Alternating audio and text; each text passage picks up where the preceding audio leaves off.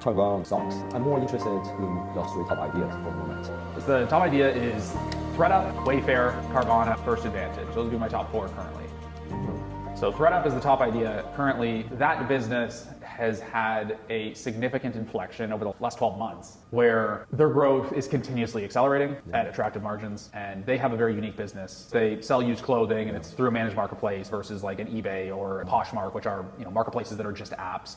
ThredUp actually like processes the items. They send you a bag, you fill the bag with the clothes that you do not want, gets sent to the fulfillment center, they open the bag, they figure out, oh, these are clothes that we could sell, they throw it on a mannequin, they take pictures, they store it, and then someone buys it, they put it into a bag, they ship it out to that person's house, they do all that work, and then they give you some of the proceeds. So to do that business takes a lot of investment because you need to like actually build out all this logistics. And the business has historically been losing money as they've been building scale to actually make it a good business. And now they're at a point where they've like got to free cash flow positive, and they're significantly ramping from a growth perspective. So people still dramatically underappreciate how fast this company is going to grow and how profitable they will become.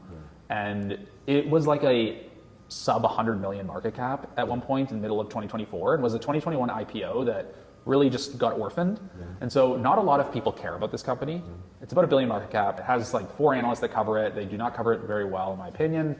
I think the business is going to grow much faster and be more profitable than everyone's expecting. And I like the management team a lot. They own a ton of equity. They founded the company. And yeah, it's a great business that most people do not know or talk about. So when did you first know about the company? 2021 is when I first came across the company. That's when I went public. I knew about the company in 2019. Because at the time I was looking at like TJ Maxx and off-price retailers and thinking, what about these businesses made them great businesses? And why have like some retail concepts been home runs, and why have some retail concepts like been duds? And the element with like TJ Maxx that was like clear from my studying was just that there are constantly being new stuff to create like this treasure hunt experience is what like brought people to the store all the time. It's to entertain, see what they could find in the store. And resale, which is what ThredUp is, like selling used clothing, is like the epitome of that. And it was an area of the market that was growing rapidly and becoming a lot more popular with younger people buying and selling used clothing. And so when I looked at that part of the market, I was like, oh, this is like a really high growth, interesting part of the market that I think could have some really big companies. But then none of them were public at the time. And then in 2021, several of them came public, and that's when I like started studying them and actually seeing the financials.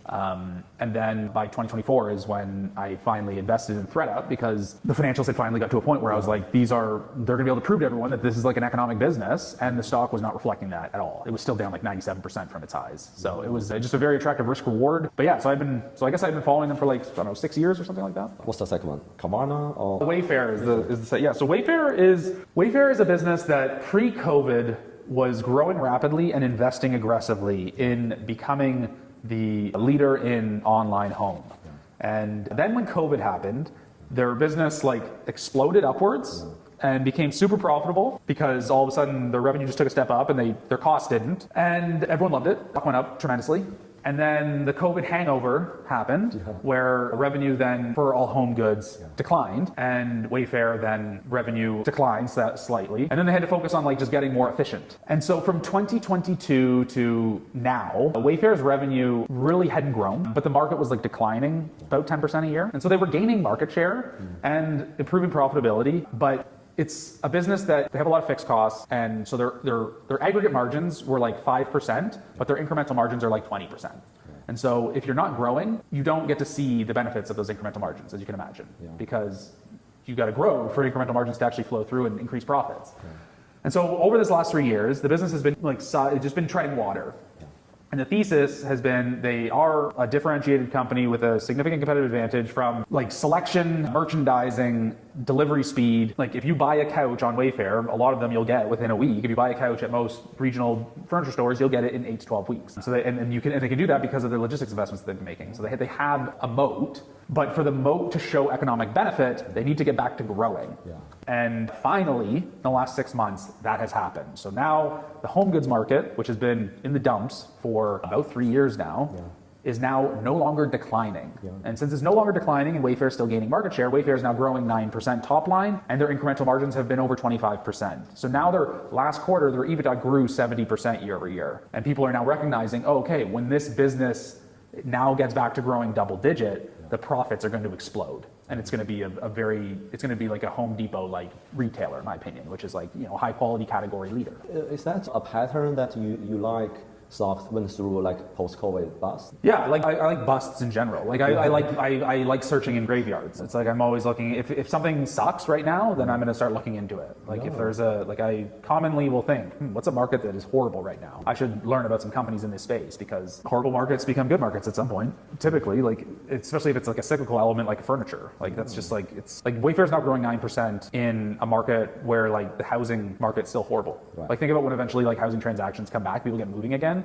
Like they're going to be growing significantly faster. Their profits are going to explode, and people are going to have a much different perception about the business, in my opinion, than they do today. So yeah, that's like again, we're always just trying to find these inflections that people are missing. Often, if the market has been horrible, like we've been long. Wayfair, if you were to look back at our letters over the last 3 years, Wayfair would be the one holding where you're like, oh, Jordan, you've been saying the same thing for 3 years, and you've been wrong for like 2.8 of those years, and we're only now starting to be right. Like we could have several very robust years ahead of us. Looking for some hidden gem, something like that? Yeah, definitely.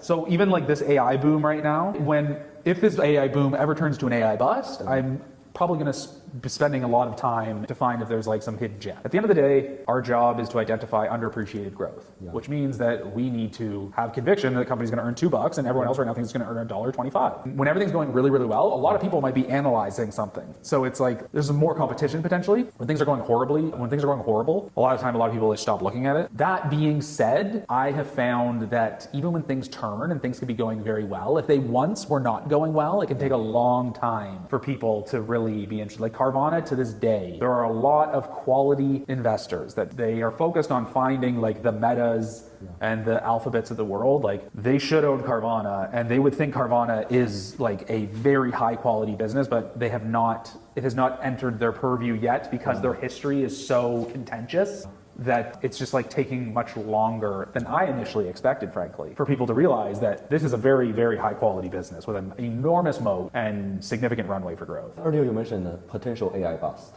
Do you think the AI bust is looming? I don't know. There will be one at some point, because any massive infrastructure build will be followed by a bust. If you look at any other major infrastructure build, they stop at some point. And when they stop, no one fully expects them to stop, and thus a bust occurs. Is there a bust happening right now? Don't have a view. I don't have any sort of like huge conviction one way or the other. But I think there's a lot of interesting opportunities that are being created because of AI, in my opinion. I know on your investor letter you mentioned you are not the market, but do you have a view for the market? I heard speeches about we are probably in the biggest bubble since the start of the century. Do I subscribe to that view? It's not something I spend time thinking about, because I really care about finding businesses that I think are underpriced, and that price is not like a relative. If ThredUp, so we own ThredUp, it's our largest position. Over the next 5 years, if it is a fantastic investment or not a fantastic investment, it will not be because the market is trading at 23 times earnings or 13 times earnings. That's not going to be the driver. The driver is going to be the financial performance that they put up. If they compound revenue at 25% a year and an attractive incremental margin over the next 5 years, whether or not you put 13 times or 24 times on that chart, you're going to be happy with the investment return. Of course, does the different value that people are ascribing to equities, does it have an impact on us? Yes, it does. But it's just like, if you really think about our long-term returns, the meat and potatoes is going to be based off of us getting the numbers right on the companies we're investing in, not should we ascribe it 18 times or a 15 times multiple. That's where we spend our time. That's why we're only for fat pitches. It's obviously a baseball analogy, something where we think they're going to earn $2, everyone else thinks they're going to earn $1.20. So if it ends up earning $1.50, which means we were wrong, we're still going to do well.